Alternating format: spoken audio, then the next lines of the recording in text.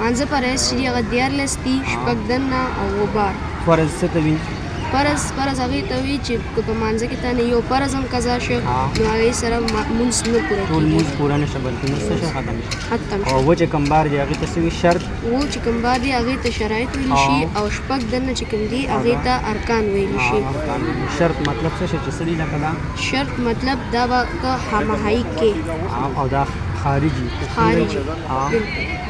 بل رکن او رکن چې دا دننه وي، دا په مانځه کې دننه راځي. نو چې کوم شرایط دي هغه ووایه. و شرایط چې بهر دي هغه دا دي: لومړی بدن پاک، دویم جامه پاکه، دریم ځای پاک، څلورم ستر عورت پټول، پنځم د مونځ وخت پیژندل، شپږم قبلې ته مخ کول، اووم د زړه نه نیت کول. او کوم شرایط دي هغه ووایه. ارکان چې کوم دننه دي شپږ هغه دا دي: لومړی تکبیر تحریمه کول، دویم قیام کول، دریم قرات ویل، څلورم رکوع کول، پنځم دواړه سجدې کول، شپږم آخره قاعده کېناستل.